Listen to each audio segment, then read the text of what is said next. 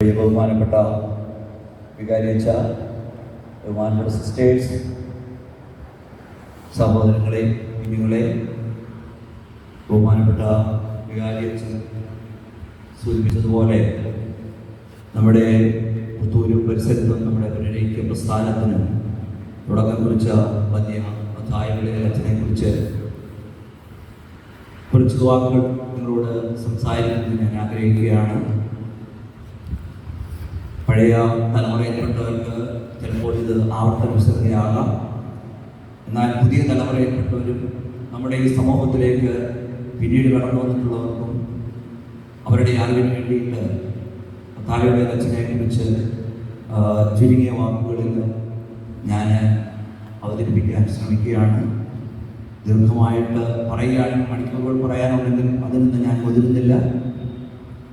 താഴെയുടെ അച്ഛന് അദ്ദേഹത്തിൻ്റെ ആരംഭകാലവും നമ്മുടെ സഭയ്ക്ക് വേണ്ടി ചെയ്ത കാര്യങ്ങളെക്കുറിച്ച് സ്പീക്ക് ലൈൻ ചെയ്ത് പരമാവധി ചുരുങ്ങിയ വാക്കുകളിൽ കുറഞ്ഞ സമയം കൊണ്ട് അവതരിപ്പിക്കുകയാണ് ഞാൻ ശ്രമിക്കുന്നത്. മത്തായിയുടെ അച്ഛൻ വിളയിൽ കടമൊരു കുടുംബത്തിൽ ഉമ്മൻ ഏരിയാമ്മ ദമ്പതികളുടെ മകനായി 5 മക്കളായിരുന്നു. അവർക്ക് 6 മക്കളായിരുന്നു. അതിൽ മൂന്നാമനായി 1794 ജന്മം കൊണ്ടത്. മറ്റ് 4 സഹോദരങ്ങൾ, ഒരു സഹോദരി ഉണ്ടായിരുന്നു. അന്ന് മത്തായി എന്നാണ് അദ്ദേഹം, മത്തായി ഗാന്ധൻ അദ്ദേഹത്തിൻ്റെ പേര്. അദ്ദേഹം പ്രാഥമിക വിദ്യാഭ്യാസവും കഴിഞ്ഞ് അന്നത്തെ കാലത്ത് പൗരോഹിത്യം ഏറ്റവും മാന്യമായിട്ട് ഏറ്റവും മഹനീയം, ഇന്നും അങ്ങനെ തന്നെയാണ് കരുതപ്പെട്ടിരുന്ന കാലഘട്ടം. കുടുംബത്തിൽ ഒരു പുരോഗതിയുണ്ടാകണമെന്നുള്ള ആഗ്രഹത്തിൽ അദ്ദേഹത്തെ വൈദികനാകണമെന്ന ആഗ്രഹത്തോടു കൂടി അന്നത്തെ ഓർത്തഡോക്സ് സഭ മേലധ്യക്ഷനെ സമീപിച്ചു. പക്ഷേ എന്തോ അന്നത്തെ പ്രത്യേക സാഹചര്യത്തിൽ അതിന് അനുവാദം കിട്ടിയില്ല. തുടർന്ന് അദ്ദേഹത്തെ അന്ന് പാത്രികീസ്, അന്നേ നമ്മുടെ ഈ 2 ഗ്രൂപ്പുകളുണ്ടെന്നുള്ളത് ചരിത്രം പഠിച്ചവർക്കറിയാം. പാത്രികീസ് വിഭാഗത്തിൽപ്പെട്ട പാപ്പാക്കുട അത്തനാസിയോസ് തിരുമേനിയെ സമീപിച്ചു. അങ്ങനെ 1920 മത്തായിയുടെ അച്ഛന് ശമാശ പട്ടം കൊടുത്തു. അദ്ദേഹത്തിന് അവിടെ തുടർന്ന് വൈദിക പരിശീലനത്തിനുള്ള കാര്യങ്ങൾ ക്രമീകരിച്ചു. അദ്ദേഹം അറിയാമല്ലോ, ഓർത്തഡോക്സ് സഭയിൽ ശമാശ പട്ടം സ്വീകരിച്ച് വൈദിക പട്ടം കിട്ടുന്നതിന് വിവാഹം കഴിഞ്ഞിട്ട് അദ്ദേഹം കടമനാട് വലിയ വീട്ടിൽ അന്ന് വൈദികനായിരുന്ന ഒരു വൈദികൻ്റെ മകൾ മറിയാമ്മയെ വിവാഹം കഴിച്ചു. തുടർന്ന് 1922 അദ്ദേഹത്തിന് വൈദിക പട്ടം കിട്ടി. പറഞ്ഞല്ലോ, പാത്രീസ് വിഭാഗത്തിലാണ് അദ്ദേഹത്തിന് പട്ടം കിട്ടിയത്. പക്ഷെ പുത്തൂർ വന്നപ്പോൾ നമ്മുടെ പഴയ ഓർത്തഡോക്സ് സഹോദരന്മാരുടെ പള്ളിയിൽ അദ്ദേഹത്തിന് പ്രവേശിക്കാൻ അനുവാദം കിട്ടിയില്ല. തുടർന്ന് അദ്ദേഹത്തിൻ്റെ സഹോദരന്മാരും അദ്ദേഹത്തോടൊപ്പം ഉണ്ടായിരുന്ന ഏതാനും കുറച്ച് പേർ കൂടി ആദ്യമായിട്ട് അദ്ദേഹത്തിൻ്റെ ഭാരതത്തിൽ തന്നെ കുർബാന അർപ്പിക്കേണ്ട അവസ്ഥയുണ്ടായി. തുടർന്ന് അദ്ദേഹത്തിന് ശ്രമഫലമായിട്ട് തൻ്റെ കൂടെയുള്ളവരുടെ ഉദാശകർമ്മങ്ങൾ നിർവഹിക്കുന്നതിന് വേണ്ടിയിട്ട് നമ്മുടെ കുളക്കട മാർത്തോമ സഭയുടെ കീഴിലുണ്ടായിരുന്ന ഒരു ദേവാലയം അന്നത്തെ കാലത്ത് കേസുകളൊക്കെ പറഞ്ഞ് അദ്ദേഹം നമ്മുടെ പാത്രീസ് വാങ്ങൽ പള്ളിയായിട്ട് മാറ്റിയെടുത്തു. തുടർന്ന് അദ്ദേഹം പല പള്ളികൾ, നമ്മുടെ നമുക്കറിയാം വയലകുളത്ത് കുര്യാപ്പറയുള്ള പള്ളി, നമ്മുടെ കുര്യാക്കോസ് കാവിൽ പള്ളി, അങ്ങനെ പിന്നെ മാമ്പറ പള്ളി, അങ്ങനെ പല പള്ളികളും മത്തായിയുടെ അച്ഛന് സമൂലമായിട്ട് രൂപപ്പെട്ടതാണ്. അദ്ദേഹം ഇതിനെ പലയിടത്തും പോയി കുർബാന അർപ്പിച്ചു വരുന്നു. ഒരുപാട് കഷ്ടപ്പാടുകൾ അറിയാമല്ലോ, അന്ന് യാത്രാ സൗകര്യങ്ങളൊന്നുമില്ല. പലയിടത്തും ചൂരനാടുള്ള ഇടവകയിലൊക്കെ അദ്ദേഹം പോയി കുർബാന അർപ്പിച്ചിട്ടുണ്ട്. അദ്ദേഹത്തിന് സഹായിയായിട്ട് ഒരാൾ കാണും, കാൽനടയായിട്ട് പോയി കുർബാന അർപ്പിച്ചു വന്നിരുന്നു. പക്ഷെ ആ കാലഘട്ടത്തിലെല്ലാം ഈ നമ്മുടെ ഇന്നും നമ്മൾ കാണുന്നതാണല്ലോ, നമ്മുടെ സഹോദര സഭയിലെ കേസും വഴക്കും, ഇടവകളിൽ കുർബാന കയറുമ്പോൾ അവിടെ എല്ലാം വഴക്കുമ്പോൾ കാണും, വിശ്വാസികൾ നമ്മുടെ അടിയിലൂടെയൊക്കെ കാണും. അദ്ദേഹത്തിൻ്റെ മനസ്സ് ഒരുപാട് വേദനിച്ചു. അദ്ദേഹം തങ്ങളുടെ സഹോദരങ്ങളും കൂടെ ഉണ്ടായിരുന്നവരുമായിട്ടൊക്കെ ആലോചിച്ച് അന്നത്തെ കാലത്ത് നമ്മുടെ ചില ഭാഗങ്ങളിൽ ഓർത്തഡോക്സ് സഭയിലും യാക്കോബ സഭയിൽ നിന്നൊക്കെ ലത്തീൻ സഭയിലേക്ക് ചില വൈദികർ ചേർന്നതായിട്ട് അദ്ദേഹം അറിഞ്ഞു. നമ്മുടെ കൊട്ടാരക്കര തെക്കടത്ത് കുടുംബത്തിൽപ്പെട്ട ഒരു വൈദികൻ അദ്ദേഹം ലത്തീൻ സഭയിൽ ചേർന്നിരുന്നു നേരത്തെ. അതുപോലെ തന്നെ നേരത്തെ നമ്മുടെ പീടികയിൽ അച്ഛന് അങ്ങനെ പലരുമുണ്ട് നമ്മുടെ സഭയിൽ.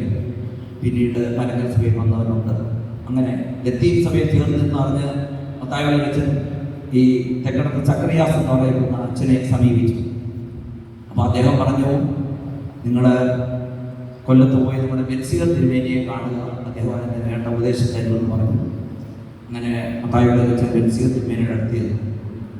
അന്നേരം ബെൻസിഗർ തിരുമേനി അദ്ദേഹത്തെ ഉപദേശിച്ചു, നിങ്ങൾ വെയിറ്റ് ചെയ്യുക, കാരണം നമ്മുടെ മാർവാനോസ് തിരുമേനി കത്തോലിക്ക സഭയുമായി വിഭജിക്കപ്പെടുന്നതിനുള്ള ശ്രമങ്ങൾ നടന്നു വരികയാണ്. നിങ്ങൾ അങ്ങനെയാണെങ്കിൽ നിങ്ങൾക്ക് നിങ്ങളുടെ തന്നെ ആരാധന ക്രമത്തിലൊരു സഭ നിങ്ങൾക്ക് ചേരാമല്ലോ, നിങ്ങൾ വെയിറ്റ് ചെയ്യുക എന്ന് പറഞ്ഞു. അങ്ങനെ അദ്ദേഹം വെയിറ്റ് ചെയ്തു. തുടർന്നാണല്ലോ 1930 സെപ്റ്റംബർ മാസത്തിൽ നമ്മുടെ 20-ാം തീയതി മാർവാനോസ് പിതാവ് നമ്മുടെ കത്തോലിക്ക സഭയുമായി വിഭജിക്കപ്പെടുന്നത്.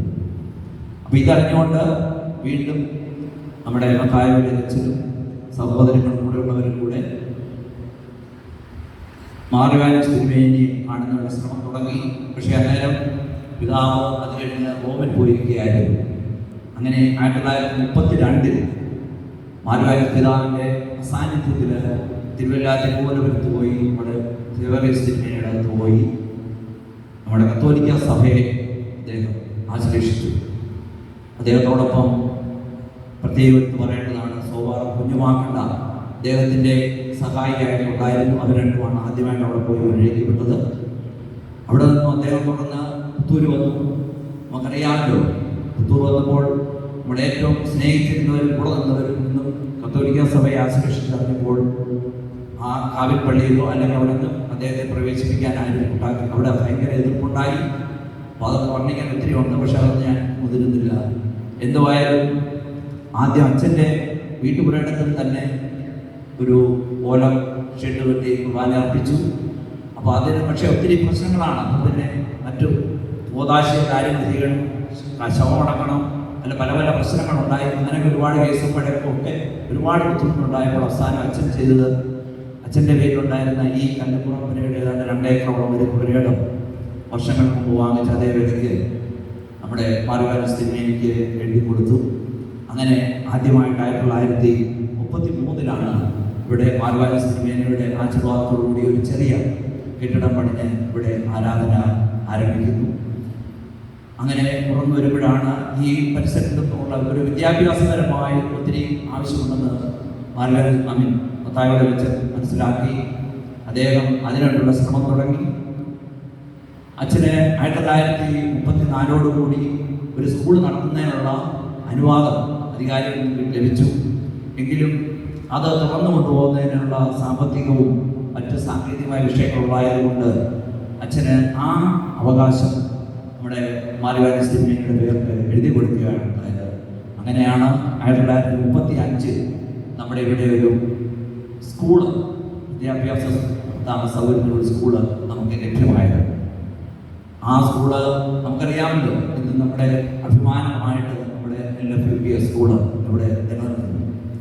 അപ്പോൾ തുടർന്നും നമ്മുടെ അച്ഛന് ഒരുപാട് ഇടവകാംഗങ്ങളെ നമ്മുടെ അച്ഛനോടൊപ്പം, ഇതൊക്കെ പറഞ്ഞാൽ അച്ഛനോടൊപ്പം ചോരയും നീരും കൊടുത്ത് തൻ്റെ ജീവിതം പോലും കൊടുക്കാൻ തയ്യാറായിട്ട് ഒരുപാട് പേരുണ്ടായിരുന്നു. ഒരുപാട് പേര് ആദ്യം 4, 5, 6 വീട്ടുകാരെ ഉണ്ടായിരുന്നുണ്ടെങ്കിൽ അവരെയൊക്കെ പേരെടുത്ത് പറയാൻ സമയം നമ്മുടെ അച്ഛൻ്റെ സഹോദരങ്ങളുണ്ട്, മനക്കരക്കാവിൽ കുടുംബമുണ്ട്, സോവാർ കുടുംബമുണ്ട്, ഡേലത്തൊണ്ടിൽ വീട്ടു കുടുംബമുണ്ട്. അങ്ങനെ ഒത്തിരി പേരെടുത്ത് പറയാൻ ഒത്തിരി പേരുണ്ട്. ക്രമേണ ഞങ്ങൾ കൂടി വന്നു. അങ്ങനെ ഇവിടെ സ്കൂള് ശക്തി പ്രാപിച്ചു. നമുക്ക് ഇംഗ്ലീഷ് മീഡിയം സ്കൂൾ എന്നൊക്കെയാണ് പറയപ്പെടുന്നത്. അപ്പോൾ ഇത് 1939 മുതൽ 14 വർഷം എൻ്റെ പിതാവ് K. ഉമ്മൻ സാർ ഇവിടെ അധ്യാപകനായിരുന്നു. അതുപോലെ നമ്മുടെ ഇടവകയിൽ ഒത്തിരി പേര് ഇവിടെ അധ്യാപകരായിരുന്നിട്ടുണ്ട്. പുറത്തു നിന്നോ ഇതിൽ നമുക്ക് ഏറ്റവും അഭിമാനകരമായ ഒരു സ്ഥാനമാണ് നമ്മുടെ ഈ സ്കൂളും പരിസരവും. 10,000 ആൾക്കാരെ വിദ്യാഭ്യാസപരമായി വളർത്തുന്നതിന് ഈ സ്കൂൾ ഉപകരിച്ചു. അതിനുപരി നമ്മുടെ ഈ ദേവാലയം, അത് നമുക്കറിയാമല്ലോ, ദേവാലയത്തിൻ്റെ ചരിത്രം ഞാൻ ഇവിടെ ആവർത്തിക്കുന്നില്ല. ബഹുമാനപ്പെട്ട മത്തായിയുടെ അച്ഛൻ്റെ ശ്രമമായിട്ട് നല്ലൊരു ദേവാലയം അന്ന് ആദ്യം നമ്മുടെ തെക്ക് ഭാഗത്ത് സ്കൂൾ വന്നപ്പോൾ വേറൊരു കെട്ടിടം പണിഞ്ഞ് ആരാധനാലയങ്ങൾക്കായിട്ട് നമ്മുടെ ആ സ്കൂൾ നിൽക്കുന്ന കെട്ടിടം ആ ഭാഗമാണ്. നമുക്ക് പഴയ ആൾക്കാരുടെ ഓർമ്മ ഉണ്ടാവും. നമ്മുടെ സ്കൂളൊക്കെ നടുഭാഗത്തായിരുന്നു.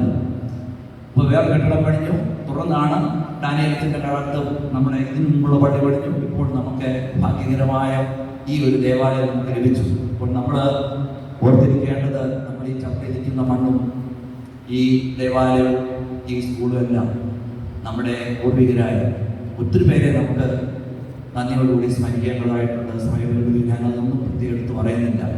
ഇപ്പം ഞാൻ ഇത്രയും പറഞ്ഞത് മത്തായിയുടെ അച്ഛൻ്റെ ആ അധ്വാനം, സംഭവം, ഒരുപാട് കാര്യങ്ങൾ അതിനകത്ത് അന്തർലീനമായിട്ടുണ്ട്. അതൊന്നും ഇപ്പോൾ പറയുന്നത് ചിലത് അനുചിതമായിരിക്കാം, ചിലത് സമയപരിധിയിലൂടെ സാധിക്കുന്നില്ല.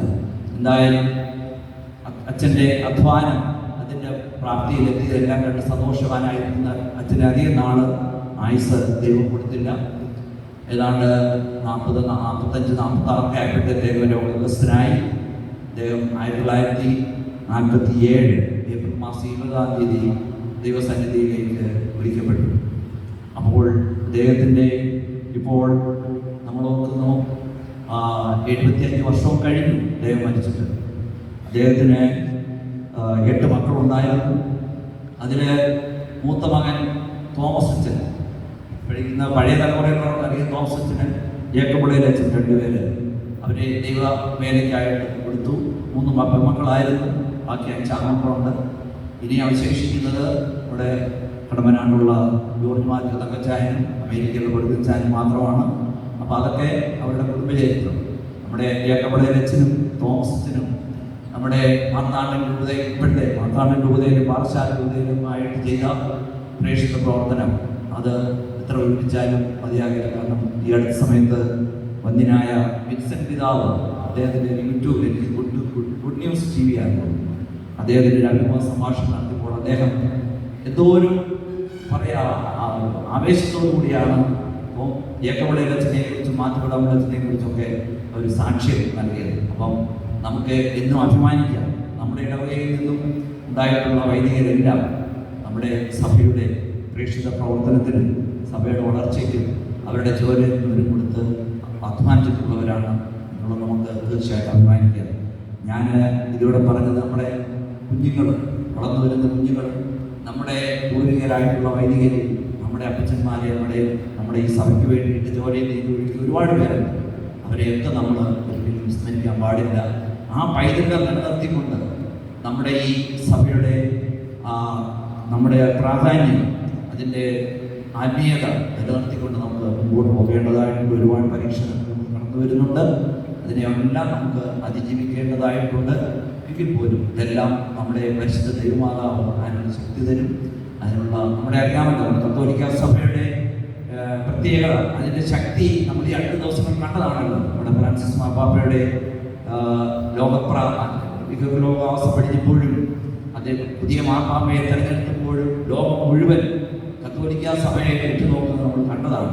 അപ്പോൾ അതാണ് കത്തോലിക്ക സഭയുടെ പ്രത്യേകത. എന്ത് പ്രശ്നം ഉണ്ടായാലും, ഏത് പ്രതിസന്ധി വന്നാലും അതിനെ പരിശുദ്ധാത്മാവിൻ്റെ പ്രത്യേക വരുത്താൻ കത്തോലിക്ക സഭ അതിനെല്ലാം തരണം ചെയ്യും. അത് ലോകം മുഴുവൻ കാതോർത്തിരിക്കുന്ന ഒരു ആളാണ്, ഒരു വ്യക്തിയാണ് നമ്മുടെ മാർപ്പാപ്പ. അപ്പം അതിനോട് പിഴയ്ക്കപ്പെടുക എന്ന് പറഞ്ഞിട്ട് ആ ഒരു വലിയ ഉദ്യമം ശക്തമായി മുമ്പോട്ടെടുത്ത് നമ്മളെല്ലാവരും ഇവിടെ സ്വസ്ഥമായിട്ട് സമാധാനമായിട്ടിരുന്ന് പ്രാർത്ഥിക്കാനും കുർബാന കാണാനും ഉള്ള അവസരം ഉണ്ടാക്കി തന്നു എന്നുള്ളതാണ് തായുടെ വെച്ചത് ചെയ്ത ഏറ്റവും വലിയ കാര്യം. അതിന് നമ്മുടെ ഈ ഇടവക ഉള്ളിടത്തോളം കാലം, നമ്മുടെ ഓർമ്മകളിടത്തോളം കാലം നമ്മൾ നന്ദിയുള്ളവരായിരിക്കണം. ആ താഴെ വെച്ച് കാട്ടിത്തന്ന ആ മേഖല വഴി നമ്മൾ തുടരുകയും ചെയ്യണം എന്നുള്ള പ്രാർത്ഥനയോടെ ഞാൻ ഉപസംഹരിക്കുന്നു. അതോടൊപ്പം എനിക്കൊരു ചെറിയൊരു അഭ്യർത്ഥന, ബഹുമാനന്റെ വികാരിച്ചതിനോട് ഞാൻ പറയുന്നത്, അച്ഛൻ്റെ ഒരു ഫോട്ടോ ഇപ്പം നമുക്ക് പള്ളിക്കകത്ത് വെക്കാൻ അത് പറ്റത്തില്ല. എങ്കിലും നമ്മുടെ ഇപ്പോൾ ഓഫീസ് കെട്ടിടം ഉണ്ടല്ലോ, അച്ഛൻ്റെ മാത്രമല്ല ഈ ഇടവക സേവനത്തിൻ്റെ എല്ലാ വേദികളുടെയും കെട്ടണമെന്നാണ് ആഗ്രഹം. എങ്കിലും മത്തായിയുടെ അച്ഛൻ്റെ ഒരു പടം ഫോട്ടോ നമുക്ക് നമ്മുടെ ഓഫീസ് കെട്ടിടത്തിൽ ഒന്ന് വെക്കണമെങ്കിലും ആരെങ്കിലും നമ്മുടെ അടുത്ത തലമുറ ആരാണ് വൈദികൻ അറിയാനുള്ള ഒരു അവസരം സ്കൂളിൽ ഉണ്ടെന്നാണ് എൻ്റെ ഓർമ്മ. ഇവിടെ ഉണ്ടോ ഇല്ല, ഞാനിപ്പോൾ സ്കൂളിനകത്ത് കയറുന്നതെന്ന് ഞാൻ അറിയുന്നില്ല. എങ്കിലും അത് ഉണ്ടാകണം എന്നുള്ള ഒരു അഭ്യർത്ഥനയോടുകൂടി ഞാൻ എൻ്റെ വാക്കുകൾ ഉപസംഹരിക്കുന്നു.